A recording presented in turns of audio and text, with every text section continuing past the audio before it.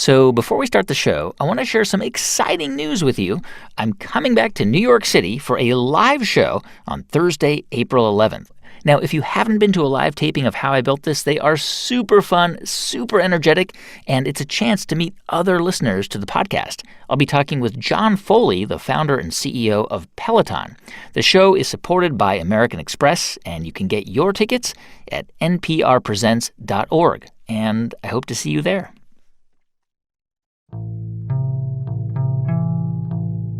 I met a lot of shady people who wanted to manage me. I didn't feel like I was a priority. It was a bunch of guys who knew everything and were telling me, you got to have a girl record, you got to have a hard record, you got to have a record for the club, you got this, you got that. And they're like telling me what to do.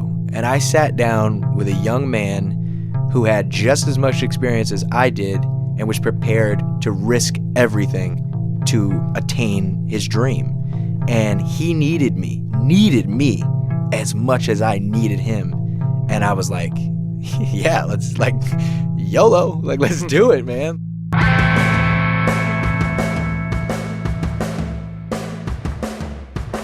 From NPR, it's How I Built This, a show about innovators, entrepreneurs, idealists, and the stories behind the movements they built. I'm Guy Raz, and on the show today, how a broke rapper and an aspiring music manager with no experience teamed up to top the Billboard charts and build a multi-million-dollar business. So about 2 years ago, if you turned on a pop music station, you could not get away from this.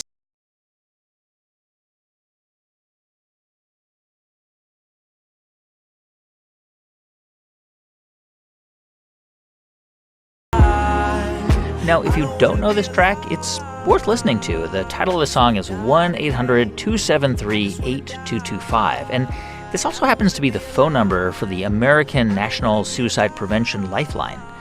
This song blew up on the Billboard charts. It was nominated for a Grammy, and it actually turned Logic, the rapper behind the track, into a superstar. This song, as you can imagine, is about pain, about the pain of loneliness and depression. Two subjects that aren't always front and center in the world of hip-hop. And the thing about this song is, when Logic performs it live, people in the audience break down and cry. So many people connect with it in a deep and personal way, almost like he's rapping about their exact experiences. But Logic, who was actually born Sir Robert Bryson Hall II, was writing something that authentically describes his own experience about growing up around violence and addiction, without a stable home life, and sometimes without anywhere to live. And the chances that he'd one day be performing in front of tens of thousands of people was so totally remote. But what Logic could do was write music and rap. And for the most part, that's what he was doing 10 years ago in and around the D.C. metro area. At around the same time, Chris Zarou was a college student struggling to find work in the music industry. In fact, he couldn't even get an internship at any of the big record labels when he first came across Logic. But we'll get there, because the story of how Logic built the brand Logic is as much about his talent as a musician as it is about Chris Zarou's talent as a marketer. And today's episode is about what happens when two totally different people with totally different skill sets happen to meet. And just a note, you'll hear from Chris Zarou a bit later. First to Logic, who, as I mentioned, was born Sir Robert Bryson Hall II. My dad likes to tell me now that we have a better relationship that he's the one who named me that, but I know it was my mom because she's like of English descent if you go far back enough, and she's an eccentric woman, and she decided to name me, Sir first, and my father's name is Robert Bryson Hall, and so she named me Sir Robert Bryson Hall II, wherein technically, because she added the Sir, I'm actually the first, which is really funny. And whenever I have a boy, I'll name him the third, but he'll be the second. So tell me about your parents, and I guess you were the only child of their marriage or their time together. Were they married? Yep. They were never married. I was born out of wedlock. My mom, like the nitty-gritty of it is she's just a deep down good woman who at a young age was molested. She'd been raped growing up. She got into all kind of drugs, running around with drug dealers. And my father was never really in the picture because he was addicted to crack cocaine. So when you were little, you never knew your dad. You just knew your mom. Yeah, well, I knew my dad, but I knew him as a drug addict, which is messed up, But it was like he'd go away for a few years and then he'd come back, and he'd leave and then he'd come back, but they were never together. That's the one thing is like it's really weird. I've seen my mom go back to a lot of men. She never went back to him. I never had that moment or that time of where I felt like family. So your mom and dad basically they had a brief relationship. You're the product of that relationship. Your dad is African American. Your mom is Caucasian. She's white. Yeah. And tell me about like where you grew up. Did you grow up in a house or an apartment? Yeah, we grew up in Section 8 housing, so food stamps, welfare. We had a few $100s a month from the government to live off. It was you and your mom? Yeah, just me and my mom. She spent a lot of that in different times on, alcohol and cigarettes. And I remember times where we'd have $3.50 that could have bought us some rice and some powdered eggs, and, she'd buy a pack of cigarettes. And I grew up with her saying the craziest things. Like I was just a kid, I was a hyper kid. And then if I pissed her off, she'd say things like, "You deserve to feel pain," or she'd call me a or any of these crazy things because of the systemic racism that was deep down inside her, which is insane. But mind you, it's like she was troubled. So I feel bad for her. It's not like I'm like, oh, my mom, screw her, terrible woman. It's just like, was she a good mom? No. Was she a human being who had a terrible past and took that out on me and her other kids? Yes. And that's the reason she's not in my life. It's just that simple. So you grew up with your mom mainly, and you would see your dad from time to time. And would he sort of go in and out of bad spells, or was he constantly, using drugs? Yeah, he was pretty much constantly using drugs. A lot of my childhood was in AA meetings, like just kind of reciting the prayer at the end of it and listening to all these people talk about all the things they go through, which is so hard and it's so difficult, and seeing people just kind of using again and then getting clean and this and that. And my dad was like that. One of my earliest childhood memories, I was about 5, and my dad, I don't know why I was with him, but I was with him for I think the weekend, and my dad took me to Southeast DC and left me in back of a car for 5 hours while him and some woman I didn't know went to go smoke crack in this house, which was insane. It's crazy. How did you avoid like getting into drugs and alcohol? It just really, really, really scared me. I ran around. I've done a lot of stuff. I've shot guns. I've robbed people. I've ran from the police. I've done a bunch of stupid things because I was around other stupid people because I felt that they were my family. It's why a lot of young men and women join actual, like, real gangs. It's because they have nothing at home, and here's a family who will protect them. And it's kind of sick and twisted because it's like, okay, we're going to hurt other people, but these people won't hurt me. So we'll hurt others together, and then at least that way I'm safe. But there was that voice deep down that was like, yo, like, this isn't right. And for me, when I got into music for real, and I was 18, and I was like, I'm not going to let anything hold us back. My father is an incredible musician, singer, percussionist, playing go-go in Chocolate City, DC. I mean, amazing. And I saw what cocaine did to him. And I was like, I can't let this happen to me. So that's why I steered clear from it. So sticking with music for a second, being exposed to it, I guess as a teenager, you started to meet some people who kind of took an interest in you musically. Who were they? Well, kind of even when it comes to music, I had a friend named Josh, and who would eventually go on to be my godmother's son, and her name was Mary Jo, and I love her, and she's the sweetest woman in the world. And he kind of saw that I had a niche for raps. I just freestyled, on the block with all my friends and had fun. And so he was a person that was there. And a gentleman named Solomon Taylor, who was my mentor. Who's Solomon? So Solomon was this guy that I met when I was volunteering at RFL, which is the Rockville Football League, just to get extra credit to be able to pass 8th grade. So I was 13, he was 19 at the time, and he's a hustler. So basically you have all these football, I would set up the football fields, and you'd have like Pee Wee and, you know, these kids in middle school and stuff playing football. And what he would do is he would show up, and how he built this whole kind of business is he would film the kids' games and then duplicate the tapes, create highlights, and then sell those to the parents, which was really amazing. And then so we became friends, and then I eventually kind of worked for him at his booth, and he paid me nothing, and it taught me a lot about a lot in the winter and the freezing cold and the snow, standing at a booth outside.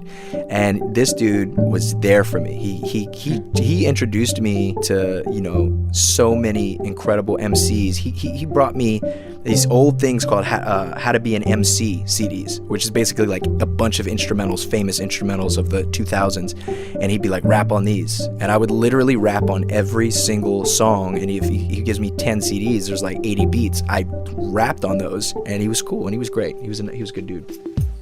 I read that when the movie Kill Bill came out, you got the soundtrack to that film, which was produced and composed by RZA from Wu-Tang Clan, and that was like a huge like turning point for you. You heard this and you were like, "What is this?" Yeah, man, that movie, like, just something about it. It was probably also the fact that my mom was like, "You can't watch this; it's too bloody." And then, you know, your parents say don't do something, and then you want to go do it. When I heard that soundtrack, I was like, who the hell is the RZA? You know? And like, this was like back in the time, like where it was like, pop, lock, and drop it, and do that, laugh it, tap it. It was like the whole South, like, fun turn up music, yeah. But I wanted something a little deeper. I'd listen to ATLians and, you know, so Outkast, UGK, like hearing those stories. So after being introduced to the RZA, I found Wu-Tang Clan.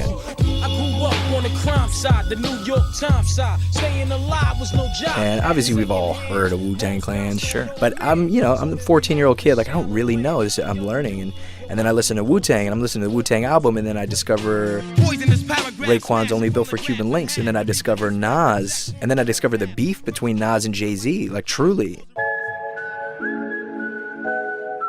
If it wasn't for Kill Bill, if it wasn't for the RZA, and if it wasn't for Tarantino, dude, like we wouldn't even be talking right now. So when you were like already a teenager, were you just like, would you just rap with friends, like just mess around and just like, you know, throw out rhymes or just try to imitate your favorite artists, or did that come later? Yeah, no, that was, yeah, for sure. Like we would always do freestyles, but I took it seriously. When I was 15 and I was introduced to how to record myself through, you know, a BS microphone into a computer, like I took it seriously, and I learned to emulate all my favorites. How does Pac rap like this? How does Jay do this? How does Kanye do that? I want to rap over this boom bap 90s beat, this Run DMC beat. Okay, now I want to rap over super mainstream hit song. I want to sing like Drake. I want to do this like that. I wanted to do it all. So take me back to 2007. You're 17. You leave home. You stop living with your mom, and you're working jobs, but you're also making music. But how are you actually making music? Like, did you buy a microphone, and like, did you have a computer, and like, how are you actually doing that? I was on a Yahoo messaging chat about music and hip hop, and some person introduced me to a program for recording. A lot of people use it in radio called Adobe Audition. Sure. And I was like, what the hell is that? I don't know what that is. And this is back in the day where like this small file took probably about 9 hours. The person actually sat with me for 9 hours on my computer. So they were somewhere else. I think it had been Alaska. I don't remember. And they transferred the file onto my computer. It was an illegal download. 100%. Everything was. Yeah, right. Yeah. And so I learned kind of how to use that. And by the time I was 18 years old and living with Mary Jo and had 2 jobs, Solomon had provided me with a PC, very strong PC at the time, and 1 million torrented albums. I mean, from Jay-Z to R. Kelly, I was rapping on Brian McKnight beats. Like it was whatever. It didn't matter what it was. You would just take like beats and like samples from other records and then just like mess around and rap over those? Yeah, and I would just like loop them. I would like loop the end of the beat, and I had the beat, and I did that with a $80 microphone in a jerry-rigged closet with pillows around it, and just would just go. I would just go and go and go, and I would just, and the crazy thing is I have every song I've ever created. Wow. But you thought you were going to, I mean, you were like working Jiffy Lube or whatever job you could get, but like you really thought, I am going to make a career out of being a performer. Like, this is what I'm going to do. Like, you really thought that? That moment came 2 years later. I was 20 years old, and it's before I put out my first mixtape ever called Young, Broken, Infamous to the public on the hosting site datpiff.com. But you would just put your mixtape out there of your own music, and anybody could put their music on the site? Yeah, anybody could put their music on the site. I think you had to pay like $50 or something to upload it, but that was the time. That was the moment. Step to the mic and now I got you. Call me Young Sinatra. The flow is prominent, hella dominant, on time with it when I'm rhyming it. To the labels itching to sign with it. There's actually a song on there called Young Sinatra, which then inspired the series. So then my following mixtape was Young Sinatra, then Young Sinatra 1, 2, 3, 4. So that's when I said, I was working at a supermarket. I quit, and I was like, this is it. This is everything. I'm just going to do it. Now is the time. I'm young. It's okay to fail now. It's okay to fall down because I don't want to look back in my 50s like with regret. Can you imagine being, 50, 60, 70 years old filled with regret? There was that voice in my head like, nah, man, you can do this. And that's when I went to go live with Lenny in his basement in College Park. So you were living in a basement with a friend in College Park. It's around 2009, 2010. I'm trying to understand. I mean, you decide I'm gonna make a go at this. Like you're putting out mixtapes, and I guess you're performing locally. You're like going to open mics and stuff. But you had no money. I'm assuming you were still pretty broke. Oh, you don't understand. I was so broke that I would steal quarters from Lenny's little like collection that he had, so I could go buy food. And he actually like screamed at me and was like, just ask, man. Like, it's all good. Like, you just got, all you got to do is ask. And I didn't have a job. I was supposed to get a job. It was unspoken. And I kind of just sat down with him and was like, can you just give me a year? Like, can you just give me 1 year? I know this is insane, but it seems like every week something new and exciting is happening. And now is the moment. Like, could you just give me just 1 year? And this was 2011. So I was 20. I was just turned 21. And he gave for a year. I did everything I could, and you just put out music on the internet. You weren't selling it at that point. No, it was all free. All right, we're gonna come back to Logic in just a couple minutes because while at this point in his life he was crashing in his friend's basement, his future manager Chris Zarou is going to college in New York. At this point, they do not know each other. In fact, a career in music isn't even on Chris's radar because at that point in his life, he was laser focused on soccer. I thought I was going to be a professional athlete. I played soccer very competitively growing up all the way through high school and got an opportunity to play Division I, which I thought was the first step to, completing that goal, right? Where were you playing, by the way? What college? My freshman year, I played for Canisius College in Buffalo. And, I thought that was the best opportunity for me at the time. They're a very competitive team. Soon after that, I think after my sophomore year, and I had transferred in between then to play at a different school, I realized that I just, I wasn't good enough. I was very good, but I wasn't good enough to play at the higher level. So I'm trying to figure out how you made a transition into music. I mean, did you just think, I'm not going to do sports. I'm going to get into the music business? Yeah. I was 20 or 19 probably at the time when I started trying to figure it out. I knew when I stopped playing I wanted to do something I loved and was passionate about. I think that's all I knew. So I kind of asked myself, what else do I love as much as that sport? And the only thing that I could answer it with was music. So I said, okay, that's what I'm going to do. I didn't know where I'd start. I didn't know anybody. I didn't have any relationships. So I would literally go to Barnes & Noble and kind of read books on the music business and try and figure it out. And I chose management because I thought it would be the least barrier to entry. And I was like, okay, if I find talent and start working with them, that would be my way into the business. But you didn't think, like, let me go, like, see if I can get a job working for, like, one of these big record labels or management companies and kind of get experience. Like, that wasn't what you thought you should do at first? I tried. I definitely tried that route. I started with internships. I didn't graduate college yet, so I didn't really apply for jobs. But at almost every major record label, I applied for internships, and I kept getting turned down one after the other. I actually got one interview that they actually had me come in for an interview, and I thought it went great. And ultimately, they said, sorry, this isn't going to work. And I just remember I emailed the woman and I actually still have the email. I asked why. Isn't this gonna work? And she told me I didn't have enough experience, which I just thought was really funny because I was going for an internship, yeah. Right. And the funny part about it, and the reason why I said, I have the email, I actually printed it out recently and I'm getting it framed for the office. It was Def Jam, which is ultimately where Logic signed to, probably right. a little bit over a year after that. So. All right, so you're living on Long Island with your parents and getting all these rejections for internships. So what? Like, you decide, maybe I'll just do this on my own without an internship? Like, maybe I'll just figure this out? Yeah, and to be honest, I didn't have another choice. I couldn't get an internship. I didn't have any relationships or, friends or family that worked in the business that could give me an opportunity. So, yeah, I didn't have a choice. That was the only path that I had. So what did you decide to, like, start a business, or did you just first decide, let me kind of scour the internet and see if I can find someone? Yeah, I think that starting a business came a little bit later. I was just like, you know what, let me find some talent. Let me reach out to them and just kind of start a dialogue and try to build a relationship with some of them and, convince them to let me manage them. How did you come across Logic stuff? Yeah, it was kind of by chance. It was, I use the word serendipity.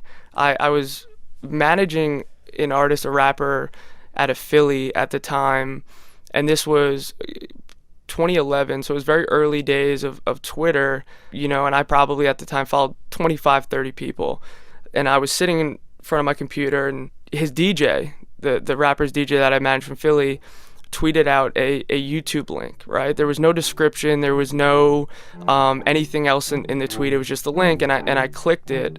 It was a acapella video of Logic rapping at the University of Maryland campus, and it was super low budget and poorly done. There was wind in the microphone. He actually, I think, had the microphone like tucked in his hoodie. There was just something about it that stood out to me, and I thought it was really special.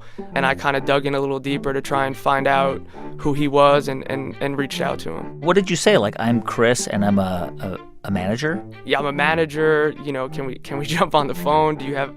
First of all, I probably asked him if he had management because I didn't want to step on anybody's toes. Sure. You have to understand it's, I'm a kid trying to get another kid to trust me with their career. Yeah. I had no experience, no resume. I think I pointed to one of the other artists I was working with at the time and said, hey, I'm working with this artist. We had built this so far, check it out. And I'd love to be involved. All right, just time out for a sec, Chris. This is what I'm trying to figure out.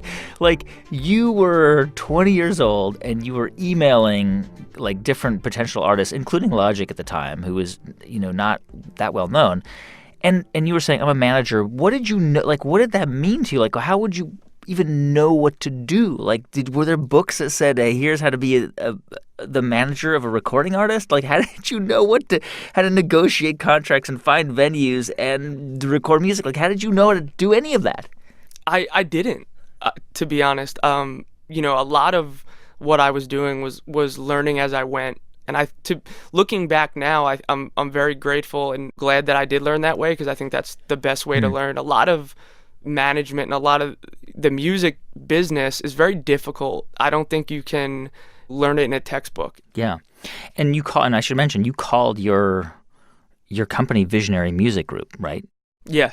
Yeah. Which is a great name. It makes it sound like a huge company, like you've got a big building in Hollywood. Visionary Music Group. Yeah, it was. I remember I made, and at the time, having to come up with a company name, it was more just to kind of, I formed an LLC when I started to make money because I had to be paid. And I had I remember a Microsoft Word document with some names, and I ended up landing on the word visionary. I thought it was, at the time, fitting. I think that's how Logic and I, looked at ourselves. I think we were doing something very different that I thought and we thought was visionary. All right, Chris, we've been leaving Logic and Lurch here because you are sitting right next to each other. Logic, what do you remember about Chris? Like, you were, I guess, 21. This guy named Chris comes down to meet you. What was your first impression of him? Actually, we met in New York City. It was my first time ever in New York, and it just kind of happened by chance that I was going to go there to shoot a music video. I wanted to do something that was different. And this was like a low budget, right? A video you were doing, like, yeah. There's low budget, and then there's no budget, and that's what we had. Okay, you know what I mean? gotcha, Like, we had literally, just a camera and, point and shoot, as we call it. And so, yeah, I go to New York, and Chris had like a friend who had a rooftop, and we're like, rooftop? That's content right there. So we're like, yeah, let's get a rooftop in New York. And we go there, and the music video is called Mind of Logic, and it's like skeleton me rapping at like 120 pounds a long time ago, just like winging it. Step into the mind of a young man, and if you don't, then I don't really give a damn. All I wanna do is make you understand, but if you don't wanna listen, I guess you ain't a part of the plan. After the shoot, he was like, hey, I want to buy you lunch, and I'm like, free food? You ain't gonna say less. Yeah, I'm ready. I'm like, okay, let's do it. And so we're kind of near Times Square. I'm like, yeah, I've never been to Times Square before, man. Like, this is great. Let's go somewhere. And he's like, okay. And I'm like, yeah, there was like a Ruby Tuesday or something like that. And I'm like, let's go, man. I'm about to get a free chicken sandwich or something. And he's like, no, yeah, I mean, it's just tourist stuff. You want to go somewhere else? And like, what I didn't realize is, looking back, is like, I'm talking to a broke college student with maybe $150 in his account, like, if that, like, it's got to last him the next 6 years of his life. And yeah, I mean, we talked, and he was like, I want to manage you. And he was honest with me. He was like, hey, look, like, I'm just getting into this too. He's like, but I've made some connections. I know some people, and he had met some people at blogs, different blogs online, and kind of music spaces where young people were excited, and word of mouth via the internet was a big deal. And I was like, all right, well, I didn't want to sign anything. That was a big thing. I was like, I don't want to sign anything. If we're going to do this, like, I don't want to sign anything. And he wasn't pushing to sign anything either. And that's a really amazing thing, because he was like, yo, I'm going to walk the walk. Like, I'm going to show you that I'm going to do this. And that's what we did for about the first 6 months. And just then we unsigned. You were like, okay, yeah, we can try this out, but I'm not committing to you. Yeah, and I remember we released the music video, and like overnight, it had 20,000 views. Now you got to understand, dude, 20,000 views in 2011. I was going from 100 views, and it was all people I knew, like to the point where we actually sat Chris down, all of us, and it felt like an intervention. And I was like, yo, what's up, man? You paying for views or what? Because there's like, back then where like people, it was a big deal because it's kind of like fake it till you make it. People would pay, and it would be fake. He's like, nah, bro. He's like, I could prove it to you. I could show you. And man, it was legit. But even before you got to that point, like, I'm trying to figure out, like, you're like eating at Ruby Tuesday or whatever, and Chris is like, hey, give me a chance, and you don't have anyone managing you at that point, and I guess you're still not, kind of an unknown artist. But what made you think, yeah, I'm going to trust this guy with zero experience who's like my age? Like, what? Because obviously we know how the story is going to end. But at that point in 2011, you did not. And neither of you knew how this is going to end. You both could have fizzled out. But what was it about him that you thought, yeah, I'm going to try this? I met a lot of shady people who wanted to manage me, older dudes who were once kind of in the industry, different people who were musicians themselves or this or that. I didn't feel like I was a priority. It was a bunch of guys who knew everything and were telling me, you got to have a girl record, you got to have a hard record, you got to have a record for the club, you got this, you got that. And they're like telling me what to do. And I sat down with a young man who had just as much experience as I did, and I was looking in a mirror. I was looking at a green kid who had no idea what he was doing and was prepared to risk everything to attain his dream. And he needed me as much as I needed him. And I was like, yeah, let's YOLO, let's do it, Yeah. man. And that's what it was. So, Chris, at this point, and Logic and Chris, forgive me for kind of characterizing this way, but in a sense, like Logic, you were the brand, that the business was being built around you and your brand and your talent, and it's like you're the product that you're putting out into the world. But Chris, when I do interviews with other entrepreneurs, it's at this point when they go out to VCs and raise money to get the product out into the world. How are you funding this? How are you having Logic record music? And because I think at this time you were just releasing all of his music for free, just putting it out on the internet and letting anybody take it, right? Yeah, and what we were doing, like you said, we were building the brand. I viewed that putting out free music as investing in the brand, right? As we were building an audience and a fan base that was becoming more and more invested. And what that means is they would later down the road, whenever we asked for it, spend the money, meaning, oh, we're going to put out our first project for sale, or hey, we're going to put up a tour for the first time. Will you spend $12 to come see me in San Diego? Hey, we're selling t-shirts for $20. So that's how I viewed it. We were essentially monetizing free music. So how did you guys make a living? I mean, if in 2011, 2012, you were putting out, and maybe even 2013, you were just putting out free music, how are you guys paying your rent? How are you buying food? My parents were very, very, very good about allowing me to live there. Again, I was still in school, so I didn't have to worry about that. Logic was still at Lenny's apartment, so we didn't have too many expenses at the time. And mind you, not to interrupt, but I was in College Park sleeping on Lenny's couch. Yeah. And we were still shopping ourselves. We wanted a deal. That was the goal. And there was even independent companies that put a contract for $1.5 million in our hands. In front of you. Wow. In front of us, and Chris had it. And I remember he said something really corny. It was really funny. He was just excited. He was like, "How much you think our brand that we're creating is worth?" And I was like, "I don't know." And he was like, "Well, somebody thinks it's worth $1.5 million." And mind you, it's bro, $1.5 million is a lot of money right now. It's let alone it's some super broke young kids. And so we turned it down. And long story short, we turned it down like it was nothing. Why? Because they wanted, first of all, we were getting screwed over on points, on royalties, on longevity. They also wanted us, they were going to take a lot of control. And we were like, no, we always have to be in control because we know what we want. I just want to kind of pause for a second, just ask you about music for a moment, because what do you think it is and it was about your music that connected with people?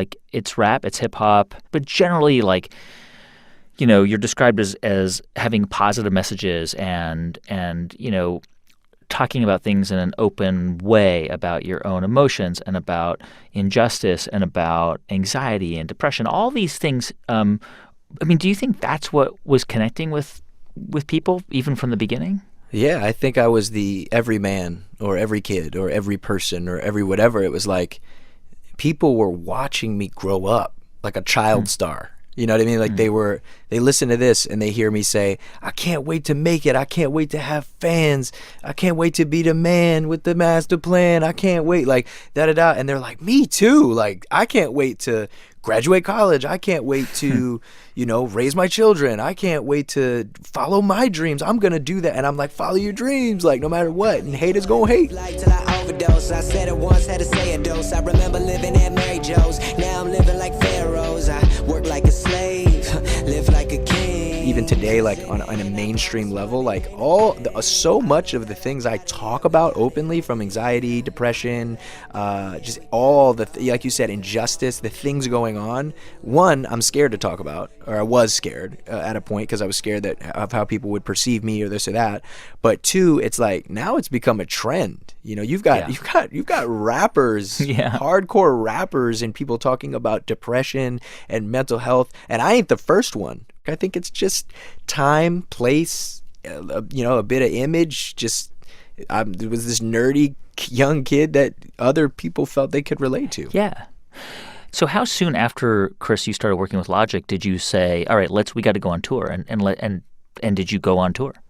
Yeah, I'm not sure exactly how soon, but it was an intuition thing, right? Because there was no metrics at the time or data that we had that said, hey, you can sell out 30 shows across the country. It was something that we both felt, hey, I think it feels right, and I think we could probably go on a tour now. And how we did that, because that's an expensive thing, right? There's a lot of startup capital that you need to fund a tour.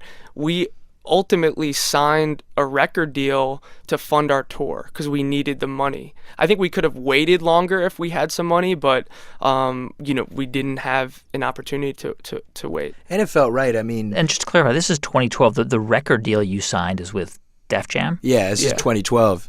Yeah, No ID comes to you, you know, legendary producer who's, you know, new executive at Def Jam. And Def Jam in general, like Def Jam Records, the most iconic hip-hop rap label, is willing to sign you, give you great money, give you creative control. It was kind of like, if there's a time, like now's the time. And yeah, but I'll tell you this, it was very difficult, you know, looking at a check and seeing, you know, lower six figures, very lower, just six figures in an advance, which is still great.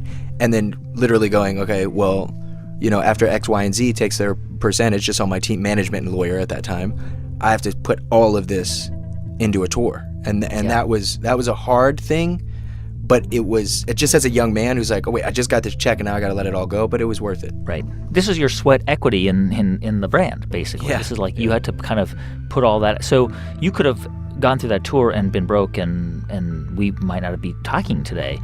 I mean, that was a very real possibility. The odds were in that favor that it wasn't going to happen. When we come back in just a moment, Logic and Chris hit the road, but there will be speed bumps ahead, with money and mental health all on the line. Stay with us. I'm Guy Raz, and you're listening to How I Built This from NPR.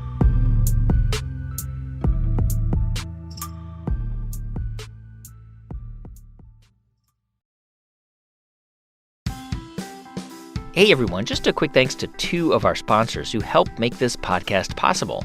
First, to E-Trade. Are you ready to make moves with your money? Invest with E-Trade and you'll see how simple investing can be. No matter your level of experience, E-Trade's easy-to-use platform keeps you in the know about your money every step of the way. But it's not just their platform that sets them apart. E-Trade has the people to offer guidance and support to make your money work hard for you. For more information, visit etrade.com/NPR. E-Trade Securities, LLC, member FINRA, SIPC. Thanks also to WeWork. Whether WeWork is redesigning a company's current office or providing them with new space, WeWork can help large companies deliver an engaging work experience every day around the world. Here's Varesh Sita, Global Head of Strategic Consulting. The space needs to be a living, breathing form that needs to continuously evolve. And so spaces that we design, we want to operate them so we can ensure it evolves with the people in the space. To learn more about how WeWork can help your company provide an engaging employee experience, visit we.co/Space Matters. This season on Invisibilia. Should we empathize with our enemies? Femoids should die. Is it okay to have machines control our emotions? I should be kind of creeped out, but at the same time, I'm like, well, thank God I live in this day and age. No easy answers, just the right questions. Invisibilia, back on March 8th.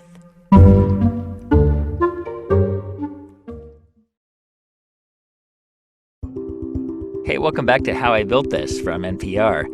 So it's 2012. Logic and his manager, Chris Zarou, have signed a record deal with Def Jam. But it's hardly glamorous.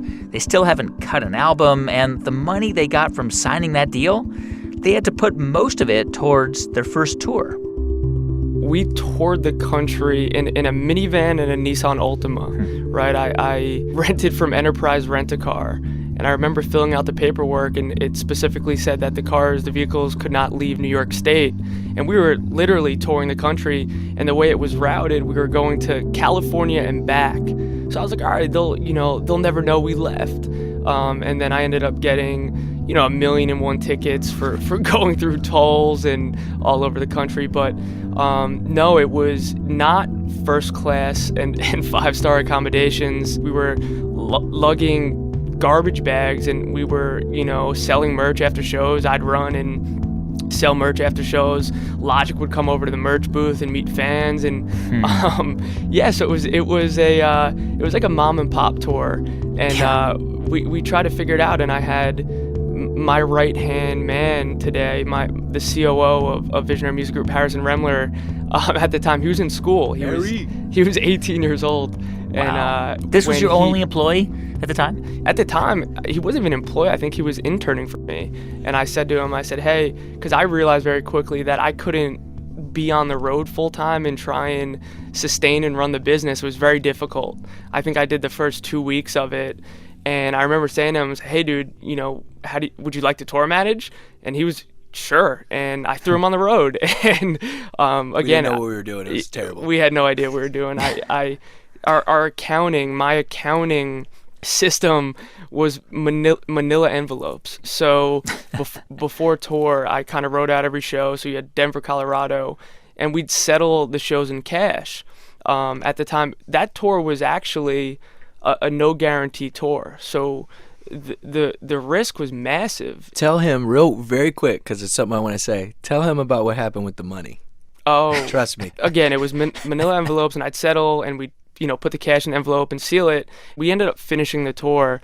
So I had these, I think it was 30 shows. I had 30 different envelopes, and looking back, we just did so. I kept a backpack on the tour of all of the envelopes with all of the cash, and would carry it around, and we would just leave it in a green room and walk away. Now, if someone had took that backpack, that was the entire income from the whole tour. So we ended up getting back, and I'd later put everything into an Excel spreadsheet and try and log everything. So I would take out the cash, and I would count it and put it on top of the manila envelope. And I was at my house at the time. Harrison was helping me. I was working still, and Harrison was like, yo, I got it, don't worry about it, I'll finish up here. I said, cool. I ran off to work, and I came back. What was your job, by the way? I worked at it was called Rule. It was like an Abercrombie and Fitch, retail store. And this is after going on tour with Logic, managing Logic's tour. You were back at the mall working retail. Yeah. Okay, all right. And I came back, and the envelopes were gone. There was just 30 piles of cash that I had no idea what belonged to what. And I called Harrison, and I think he ended up trying to clean up, so he took the envelopes and ripped them up and threw them out. So You were hot. Yo, Chris was so mad. We had all this cash. We didn't know where it was. We didn't know how to divvy it. But I say all this to say that Harrison went from fumbling 20 grand or whatever we had to juggling multiple millions and millions of dollars in this company with Chris. And it just goes to show that some 19-year-old kid is now this young 30 under 30 boss. And I just had to show some love to Mary. So you basically are your accounting system is jotting it on the back of a manila envelope, and then later on inserting this into Excel. But you walk away from that tour in the black. You made some cash. Yeah, we did really well. Yeah, we did really well. It was awesome. How do you, and this is a super awkward question for both of you, but I always ask this of partnerships because it is part of business. Like, how do you figure out who gets paid what? I mean, obviously, Logic, you're out there. You're the face of this organization. Like, you represent all of the people now who work for Visionary Music Group and the other people involved. And so, Chris, like, how did you know how to divide that up? There's a typical commission is how management works. Right, it's like 15% it's anywhere, or 10%. Yeah, anywhere from 15 to 20% is the traditional commission for a manager. I've learned to love the commission model the more that I've grown. It's because you don't eat unless everybody eats. There's not one person, at the table that has a full plate when you're starving. It's that's why I've learned to love commission. Yeah. And things are crazy now, you know what I mean? $30+ million deals here and there, doing this, doing that. But you just gotta look in the mirror and say, like, well, does this person deserve it? Truly, like, yes or no. Take your ego out of it. Take one in an extra mil here or there in a deal that if they had a lower percentage but the truth is, man, like, he earns every penny because he provides that with me. I don't feel cheated. I never felt that things were unfair or this or that. And we're so open. We have conversations about it. We have talks about it. Right. And also, to be fair, when you get to my level, there's a bunch of different people in your pocket, but they're all there to make you money. But I am always the majority. And I think that is fair. And where you find yourself with artists who are being, like, taken for 70%, like, it's just, I mean, that is insane as a collective. And that's where the music industry is really horrible, vile, and they chew you up and spit you out. But this is my friend and my brother in arms. And I think that's the secret element that has enabled us to be successful for so long. Is it's really simple. It's just genuinely caring about that person's well-being. And what I mean by that, going back to 2012, when we had a $1.5 million offer, I knew in my gut it wasn't the right opportunity. They were not the right partner. It was not a good deal. But if I had just suggested or advised him that we take this deal, because I didn't really care what happened to him. I wanted to get my commission and get my check, and then, I'm out. But I didn't. So this is 2012. It's still going to be like another 2 years before you guys release your first studio record. But between that point and the release of the studio record, you still are releasing mixtapes. Were you guys selling that, or were you just, again, still kind of building the brand and releasing the music for free? We were still putting out for free. That tour was a massive eye-opener for us. It was what Logic and I had thought we were building. It proved to us, and I think everybody else, that it was something very real.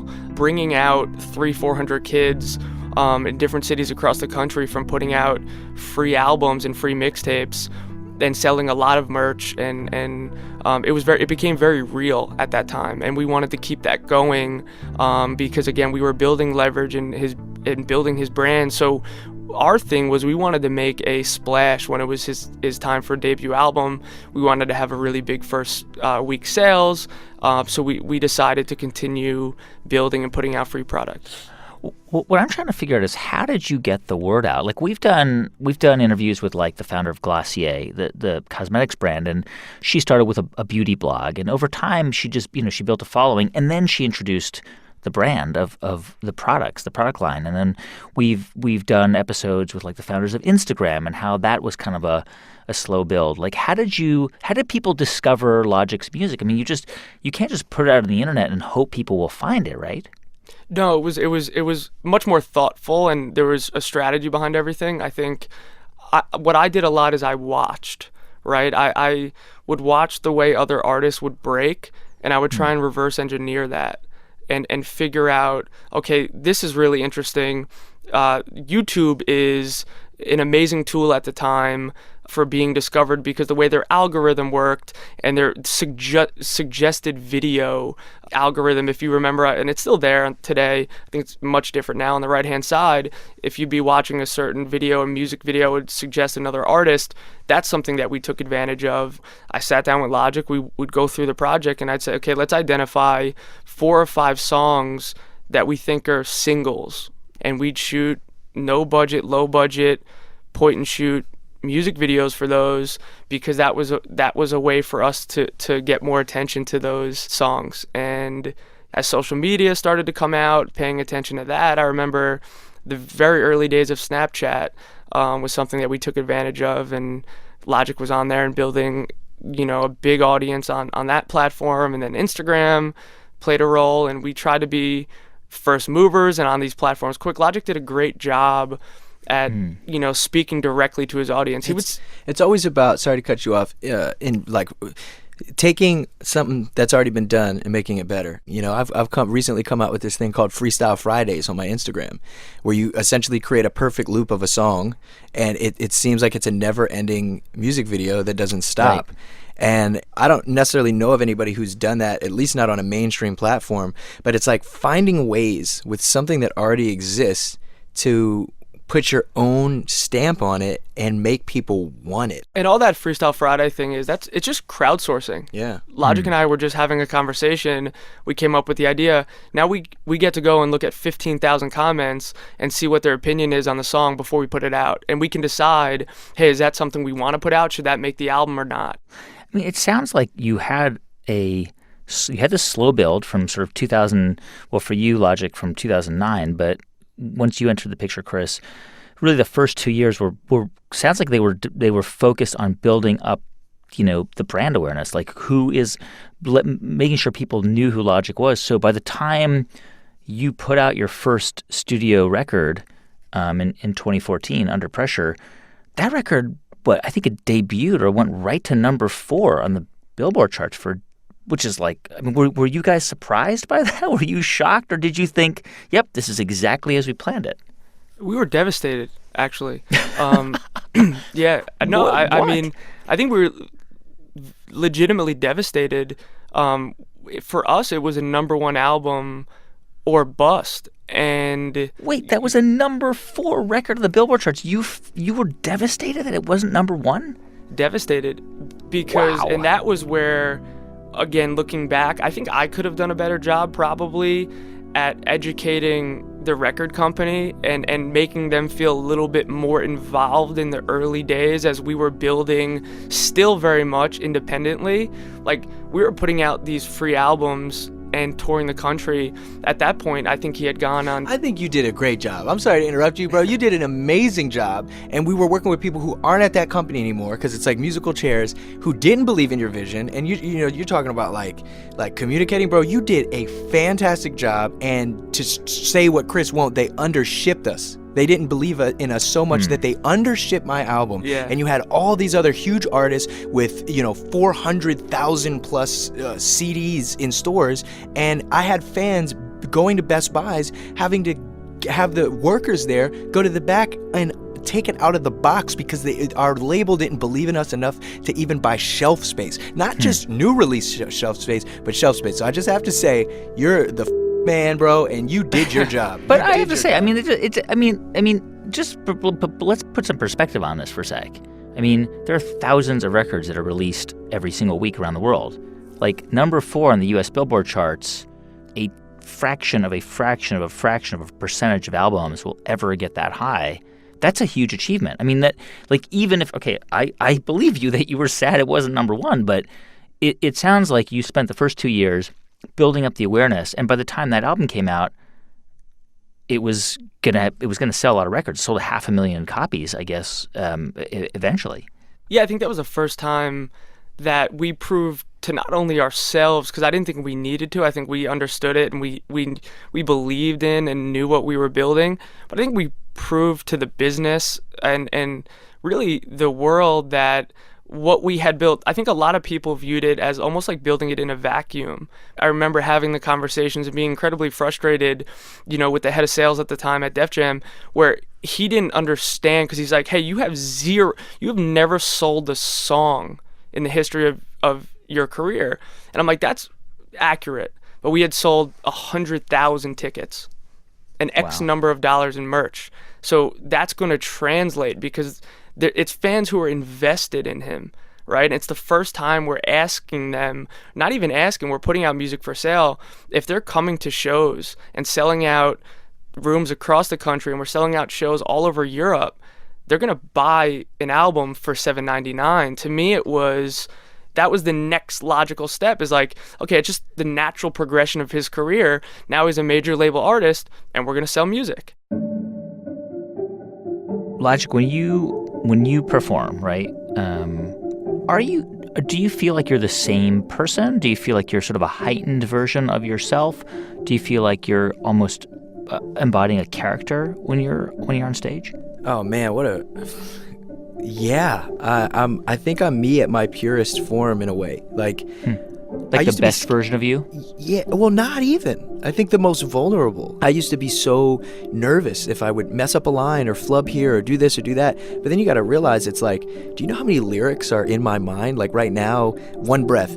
Get down and lay down, hit you with the Beretta, you better stay down. Straight shots on the playground, living how I'm living with the life that I'm giving. Anybody that's riding with me, I'm riding with them. Show me the enemy and I'ma hit him the second I bit him. I get him and hit him with the venom. Ain't no need to pretend I'ma never do it. I knew it, already been through it. I do it for the street, for the fan, for the life, anybody that's gang related. Like, do you know how many times I had to mess that up to be able to do it like that? I cannot imagine. Yeah, but it's like I was kicking myself. It wasn't good enough. I was Michael Jackson, and after the show, I was Joe Jackson, looking in the mirror like, how could you do this? And then I kind of started to realize like, yo, it ain't that deep, man. Like, and it was because I felt I was at a time where I needed to like prove myself, so everything had to be perfect. But it's like, yo, if you hit one wrong key, bro, it ain't that deep. You know why? Because you have a sold out arena at the Garden of people who, if you make a mistake, if anything, it makes them feel a further connection to you because they make mistakes, because we all make mistakes. So it's definitely a heightened version, but a more vulnerable version. You guys released the second studio release was The Incredible True Story. That debuted at number 3 on the Billboard charts. Your third album, Everybody, debuts at number 1, and I think a huge turning point in terms of like your mainstream popularity, and maybe I think it's fair to say superstardom, was a song 1-800-273-8255 that came out in 2017. How did that song come about? Oh man, it's so crazy. So earlier with the second album, we did a tour where, you know, we paid 6 figures for a tour bus for fans to go to their homes and surprise them and play them the second album before it was even out. Mm-hmm. And, you know, we ate dinner with these people and met their families and their friends. And I heard about their hopes and dreams and hard times and happy times. And the biggest thing that I heard, you know, when they would talk about my music, they're like, yeah, dude, I love your music. Like, it goes without saying, like, you make great music. And I'm like, wow, well, thank you. But they're like, but that's not it. The reason I love you, like Logic and your brand and what you represent, is because of the message. You know, there's people who are like, you know, you've saved my life. Your music has saved my life. And after that, I thought about it for a long time. And I was like, yo, I didn't even try to do that. And I actually have the power to do that. Could you imagine what that would be like? And so when I wrote it, I knew it had to be simple, man. It had to be. And it just came. It just was. We were just in the studio and I had the hook and I sang it and then I did the verse. And then I knew in my heart, I was like, man, I need other people on this. And I need other young, influential people, you know, that can help get this message out. Mind you, I'm not in the studio like, yo, this song about killing yourself is about to be a banging number 1. Like, no, like, no way. Nobody, I don't care. Nobody saw that. Like, nobody saw that. And it was Chris who had the idea to make it 1-800-275, you know, and really give it the whole number, because then we could reach people and give them that platform.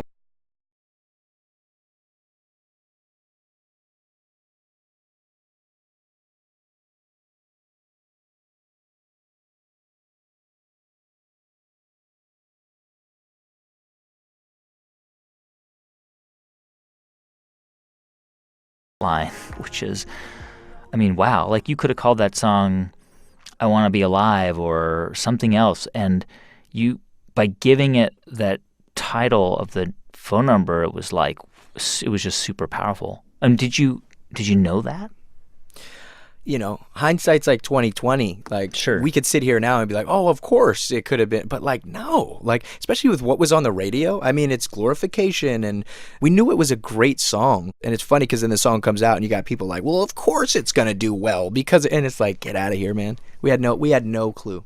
Did you? I mean, I understand that you were singing on that record from different perspectives of sort of embodying different voices, but did you ever feel that way? Were you ever suicidal in your life? Here's the crazy thing. I've never thought. I've thought about killing myself. I've thought about punching a cash register. These are intrusive thoughts that just happen. We're human. Like they happen, and sure. It wasn't till I was like, I experienced true depression and didn't even know I was depressed while I was touring and working that song. Because everywhere I was going, it's suicide, suicide, suicide. Talk about killing yourself. Talk about this. Let's talk about this. Oh, death, death, death. And I mean, can you imagine doing a solid year of talking about killing yourself? Even if you aren't like talking about killing yourself in particular as the artist singing the song, but it's like, yo, and that is crazy. And going from like, I'd given up on trying to get a hit record. And I remember telling Chris before that album, I was like, I'm done. I don't want to do it. I was always like in the studio trying to make hits. That doesn't mean I wasn't trying to make something from the heart, but it's like, man, I wanted to be Drake and Rick Ross and this. I wanted to be that popular guy too. And when I gave up, I ended up making the song that did it. And then I kind of was like, oh man, like I love this. I love being in the spotlight and being in the spotlight for a positive message, but I just worked it and grinded and did it so much where I was waking up every day and I wasn't happy going on stage. And I guess at the end of that, sort of towards the end of that just long stretch of touring, this is in sort of the fall of 2017, you actually had a breakdown, like on a concert. What happened? This is in Pittsburgh. What happened? Yeah, it's crazy, man. So I'm backstage throwing up before I'm going on. I'm malnourished. I'm completely unhealthy. Were you nervous, or was it? No, I wasn't nervous. No, I was like panic attack. You feel like you're out of your body. Like you feel like a little person in your brain, kind of like you take a swig of water and you're like, wait, did I actually drink that water right now? And what I've come to realize, I think it's a hyper analyzation of the world around you in real time. And that was really hard. So I'm going through all this and, won't really get too much into it, but obviously I was dealing with like relationship issues, and I'm trying to manage a company and my business and make albums and go on tours. And there was a time where I was even like I love Chris, he's my partner, and I want to like not quit rap but I just want to run away, but I can't because we got multi-million-dollar deals on the table. And if I don't do this, then it's all going to crumble. And he's sacrificed his life for me. I'm up here. It's the weight is on my shoulders. I can't do this. I can't do that to him. I can't. And then I start realizing I'm doing shows for other people, not just him, for myself and for my future family. And I have to stack this money for my children, and I've come from nothing. And if I don't do this, it could go away, and they like me now, but then they might not later. And I go on Instagram and it's you suck and you're terrible and you're going bald and you're white and you can't rap and you're horrible and you're a disgrace to hip hop. And what is this 1-800 I liked you better when you rap like this? And somebody's like, well, I like this and you don't like, and your mind is going crazy, and you step on stage and you don't want to be there after 9 months. I mean, think about 9 months on the road, 9 months of hotels, 9 months of dark places and behind the scenes and this, and I'm a human being, and that's something that a lot of people don't understand. Fame is crazy, and that's what that was. And I didn't go home and shoot guns and rob this and do, and just like, no, I went home and I said, I'm going to go see my therapist, who I see regularly. I'm going to drink a lot of water. I'm going to work out. I'm going to eat better. And I realized that my goals have changed. It's like, it's not about money anymore. It's about happiness. Why go do a show just because it's going to make me $500,000 in an hour on stage? Like, that's great. But if I'm not there, I should want to be on that stage. And now I do. I want to be on that stage because I've taken that time. Chris, how did you deal with Logic's anxiety and exhaustion and that what happened in Pittsburgh, like that wasn't just obviously that was an expression of things that were probably building up over a long time. How did you cope with it, and what did you do? I mean, I immediately you kind of put on the friend hat, right? Because that's what makes this relationship and special, is that, again, you genuinely care about him. So for me, it was a lot of questions about, hey, how can I make you feel better, and what can I change? What can we do differently to make sure something like this doesn't happen again? And we learned a lot from it, I think, both him and I, on how to move forward and conduct the business and operate on a daily basis even. It kind of changed a lot of the things we did, from just daily communication to what we say yes to what we say no to. And I think we're better for it. I think he'll say the same thing. And I think we're going to be much more successful moving forward. And it's because we got through that, and it allowed us to grow. So when I think about like the business that you guys have created, I'm curious about where it goes from here. Like I think about like if I'm an investor, right, and I go to Jay-Z or to Kanye West, like I could buy their company outright and Jay-Z could leave the picture because there's still like an investment arm and there's a label and there's other things that at this point you don't necessarily need Jay-Z. The business can thrive. Right now you have a business around your brand, whether it's performing or selling merchandise or the tour or writing books or acting, and all of those are great, but they all require you to constantly stay on the hamster wheel. Do you ever sort of think about how do we build something for the future that may not require both of us, that can just be a business that is even bigger than the two of us? Well, one, I think Chris has already done that in Visionary Music Group and the partnerships that he has, but I won't speak for you. I'll let you say that. But even so, I have a record label, and we're both equal partners on that we run together called Elysium with artists that I've signed that we believe in, that will go out and essentially make us money, you know, by killing it. So it's those businesses, and I think that mind state, like I have a production company and I haven't really discussed it too much, but it's called Bobby Boy, and these are the things I'm doing my films through, and exactly. And so imagine like if I have this production company and I write a script and somebody else takes the wheel. So I am looking at the future through still being creative, but more so behind the scenes, because I have a fan base that wants any product I am willing to give them as long as they are familiar with where it is coming from. So how about you, Chris? What do you think? Yeah, I mean, the brand logic, there's a lot of equity in that now. And, Sure. you know, I'm growing my business and have used my experience, and I think some of the relationships, and most importantly, I think the knowledge and experience that I've been able to gain while building Logic's career right next to him. I've recently took on a handful more clients. I think I have 7 management clients right now. I just did a joint venture label with Sony Music, which I'm very, very excited about.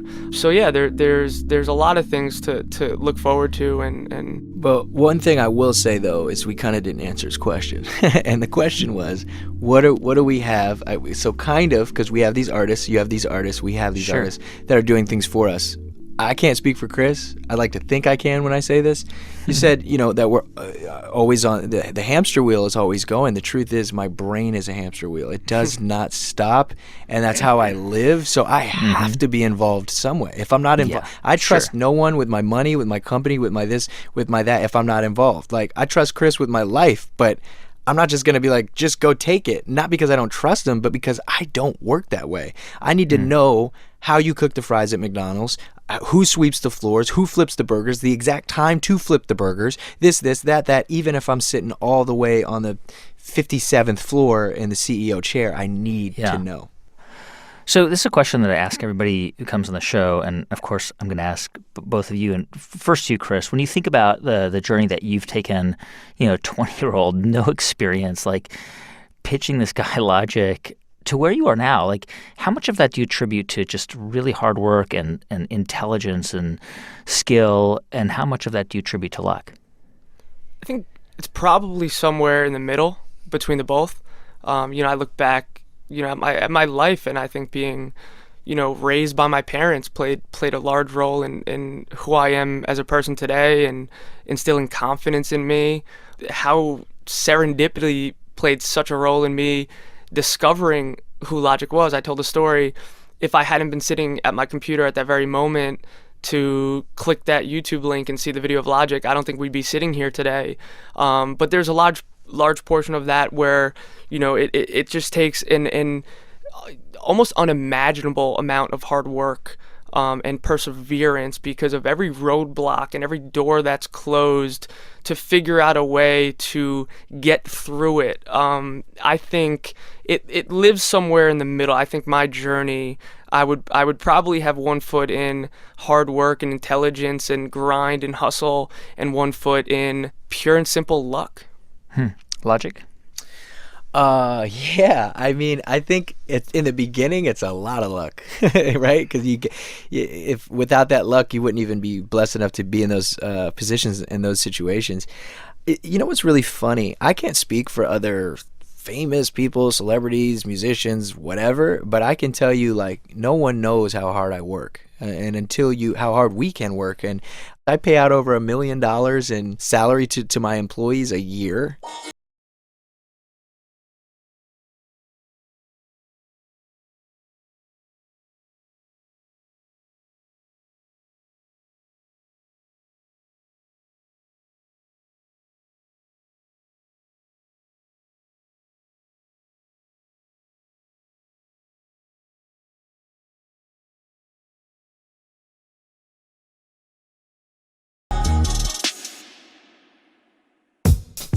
That's Logic, a.k.a. Bobby Tarantino, a.k.a. Young Sinatra, a.k.a. Sir Robert Bryson Hall II, and Chris Zarou, founder of Visionary Music Group.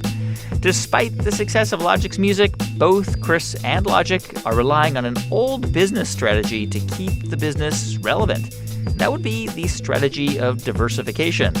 In addition to working on a new record, Logic's writing a book and a film script. And for his part, Chris has taken on several new artists to manage, including up-and-comers like John Bellion, Chelsea Cutler, and A.OK. And as you mentioned earlier, Chris is launching a joint venture with Sony to build a brand new label. It's called, what else?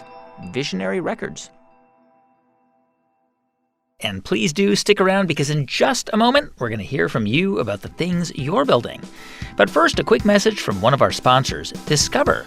Discover alerts you if they find your Social Security number on any one of thousands of risky websites. Alerts are free for card members. Just sign up online. Learn more at discover.com/free alerts. Limitations apply. Hey, thanks so much for sticking around, because it's time now for How You Built That. And today we're updating a story we ran about 2 years ago from a woman in State Line, Nevada. Hi, my name is Cassie Burnside, and I'm the owner and founder of Fatco. Yep, Fatco. And why would anyone want to put the word fat into the name of their startup?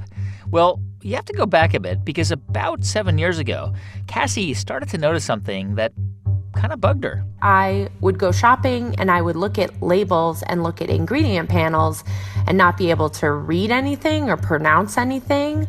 I had no idea what these ingredients were.